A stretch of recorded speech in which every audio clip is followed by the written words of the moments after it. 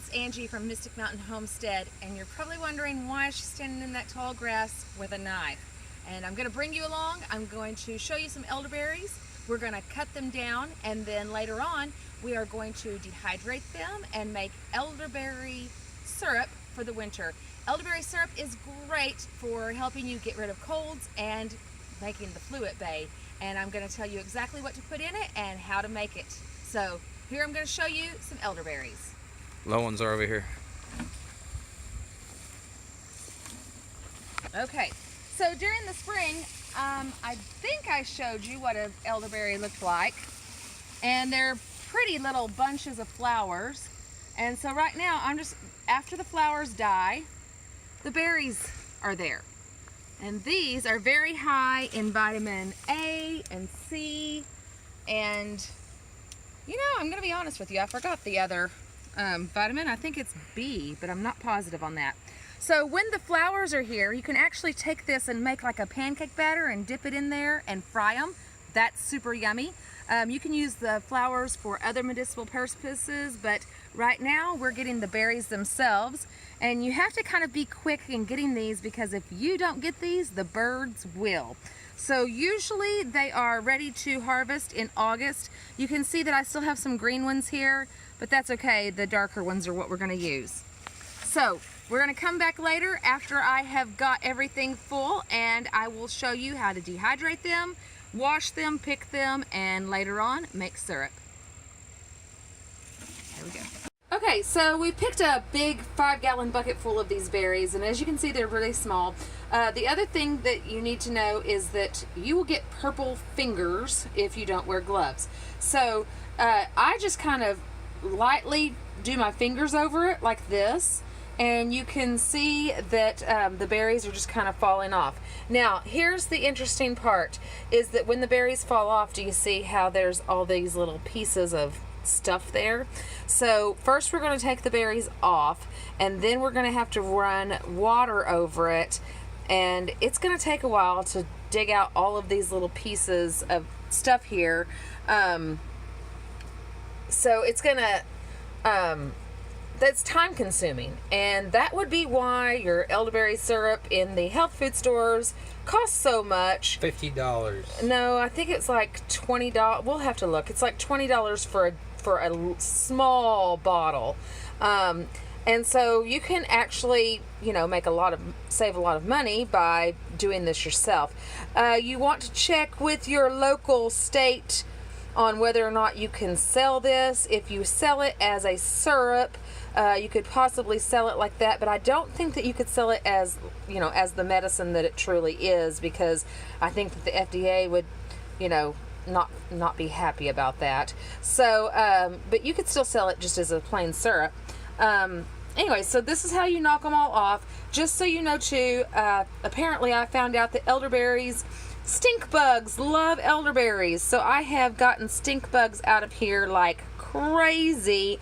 You want to make sure that you wash these well, get all the stems out, and the recipe that we're going to share with you can be used with either dried elderberries or fresh ones.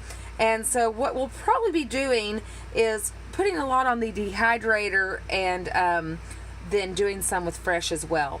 And we'll do an experiment and see which ones are the most potent or which one tastes the best.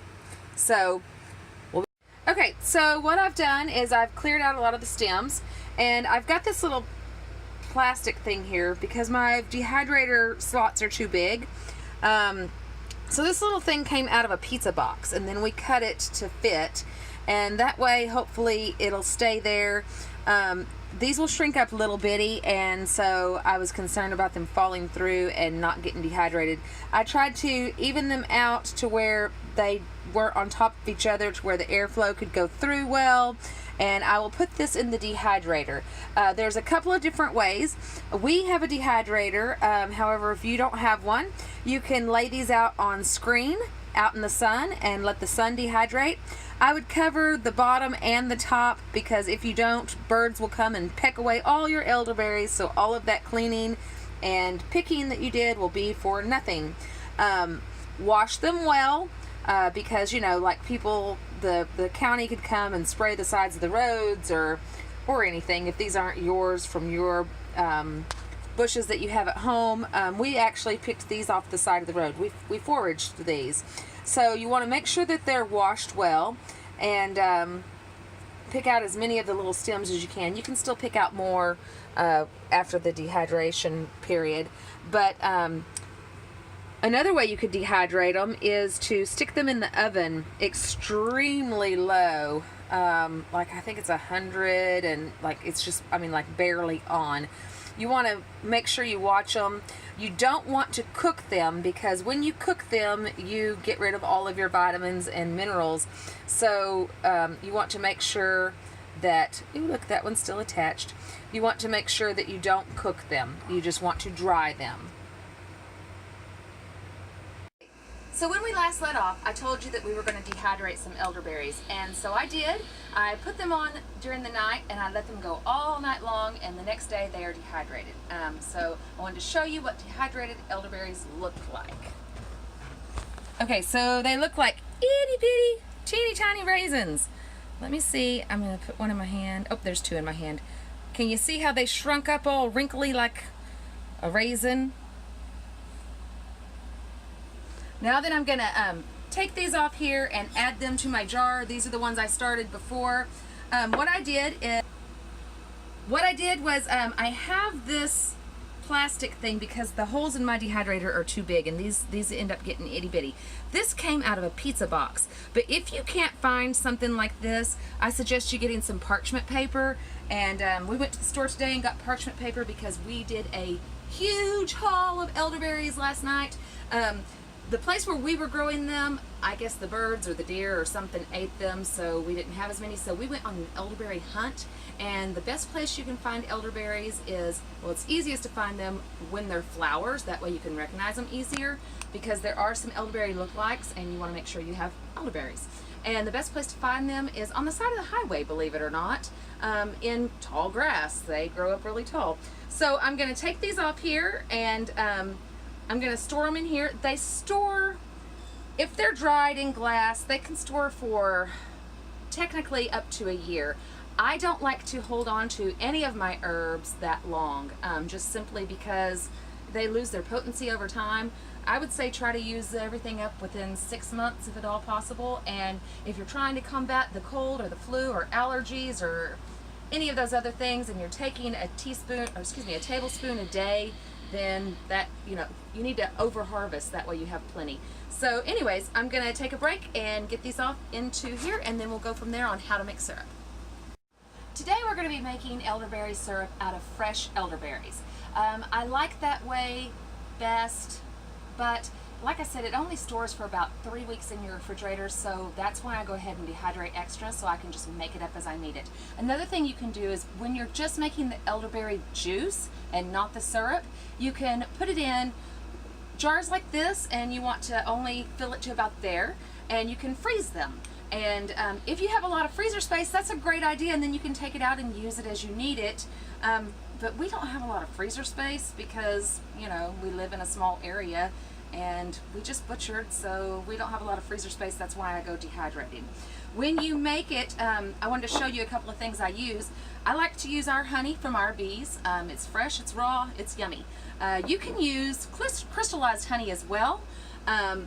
You just want to, because honey doesn't really get old, but it does crystallize. So what you can do is measure out about 2/3 of the crystallized honey, and you'll want to mix it in while your elderberry syrup is warm, not hot, not boiling.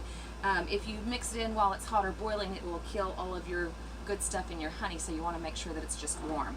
I like to store mine in little containers like this. I got this at Hobby Lobby. Isn't that cute? It looks like an old-fashioned, like what medicine would have came in. Sometimes we store them in things like this that are a darker color so that they, so it stays longer. If I'm making my elderberries into a tincture, I'm going to store it in one of these little things. You can pick these up usually at a herbal supply store. I like the ones with for a tincture, I like the ones with the little medicine dropper lid that you can just squeeze. But for just using the syrup or the juice, something like this or like this will be fine. You can add things to it. If you're just making the juice, you just want water and berries. That's it. If you're making it into syrup, you can add honey. We like to add cinnamon sticks, ginger. You need to add cloves. If you know a lot about herbs, you can Google like different things like echinacea, things like that help with colds and flu seasons, and you can add that to it. You can either get supplements from your health food store and add supplements to it. Just, you know, whatever you want to add to make it taste like your family will like it. As always, I want to remind you, I am not a doctor. I do know a lot about herbs. I do know a lot about, you know, country remedies. However, this is something that you need to take up with your doctor. If you're taking any kind of herb, you need to let your doctor know, so that if it affects medicines that you take or something that is wrong with you, an ailment you might have. Elderberries are full of vitamin C, A, B6, iron, phosphorus, and I think it's potassium. That's it, potassium. Okay, and so it's really good for you. It can be used to regulate your diabetes if you have that. It can also help with high cholesterol and high blood pressure, and those are 3 reasons why you need to let your doctor know that you're wanting to use it before you just go and use it. Another thing that it does is boosts your immune system, and that's mainly why people like to take elderberry syrup. It's usually recommended 1 tablespoon daily, whether you're sick or not, just to boost your immune system. Bump it up to about 2 or so if you're feeling sick. And, you know, like I said, for our family, that's what we do. You need to see what's best for your family and with your doctor. It helps with constipation as well. And let's see, what else did I say? Oh, allergies. It helps with allergies. It also helps with allergies if you use your local honey.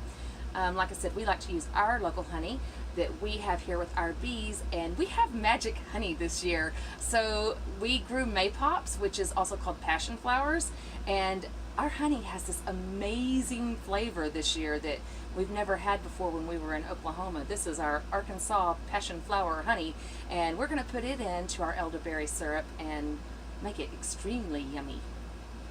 So what you're going to do is you're going to take about 4 to 5 cups of fresh berries, and you're going to put in about 2 cups of water. You're going to bring it to a boil.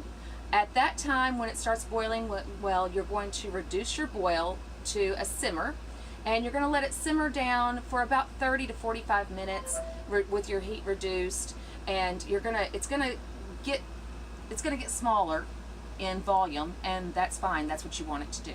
So give me just a second, I'll get it done to boil, we'll go from there. Okay, so you can see that we're to a rolling boil at this point, and I want to say that this smells so good. I don't know if you've ever made grape juice or cooked grape juice to make grape dumplings, but if so, that's exactly what this smells like. You want to stir while you're boiling, then when you're finished, you're going to reduce your heat and simmer for about 30 to 45 minutes. Now, what I have done, if you can see right here, when you are cleaning your berries, you want to try to get out all the stems and everything. However, sometimes you don't get all the stems. So while I'm boiling, I just kind of use one of these slotted spoons and I just move it around through there. If I see any stems, I take it out. The reason why, I mean, you can cook them and everything, it's okay.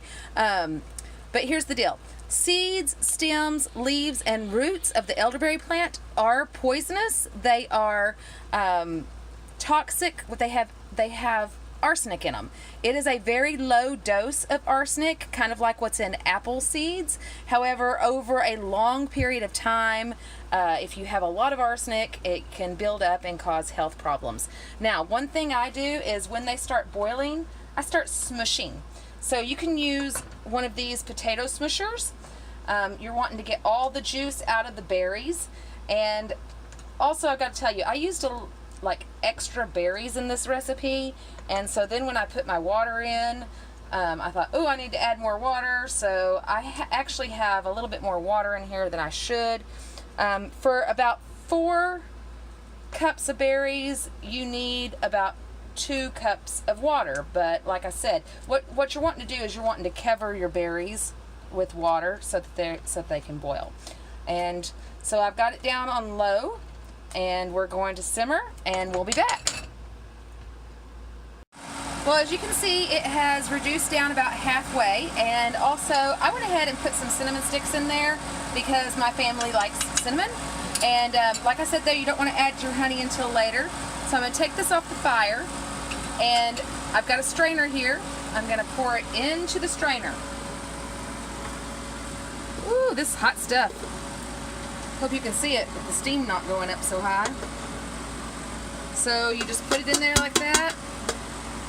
Got a little bit of extra I'll have to get out. And then you want to mush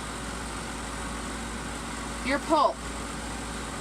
And you want to get all of the juice out that you can get out. You can use just a regular strainer. If you have one of those old-fashioned tomato mushers that, you know, for juicing, that'll work, that you do. I've thought about putting this in my juicer, but I think that they're too mushy. I did strawberries once in the juicer and that didn't work. So we're just going to do it the old-fashioned way here and just squish, squish, squish. Now when you're finished with all this, the pulp is not wasted. This actually can go back to your chickens. They'll love it. Or it can go in your compost pile. You can do the squisher, you can do this. If you have one of those metal strainers, that'll work too. And you know, I know that it was a lot of work to pick these and to wash them and get all the stems out and all of that. But you know, don't sit here forever doing this, because all you're gonna get is just a couple more tablespoons or so. So just do it till it's, you know, till you've got quite a bit there, and call it quits. Like I said earlier, if you over harvest, you don't have to worry about it, and you can just throw the rest of this out. So this is the juice, and like I said, that can be stored when cooled by itself and frozen for later, or we can make the syrup. Okay, so we've let our elderberry juice cool. It's warm still because you want to be able to, you know, incorporate your honey, but you don't want it hot because that can kill all of your good stuff in your honey. I put about 2/3 cup. There's really no right or wrong on this, guys. It depends on how sweet you want it. And so you're just going to stir it in, and that's how you make elderberry syrup. Like I said, we put cinnamon sticks in ours when we were boiling it. Some people like to put echinacea, some people put ginger. It just kind of depends on what you're wanting it to taste like and what you're wanting it to do. So, as always, thank you for watching. We appreciate you. And like, subscribe, ding the bell if you want notifications, and make sure you share and comment. So thank you so much. You guys have a great day.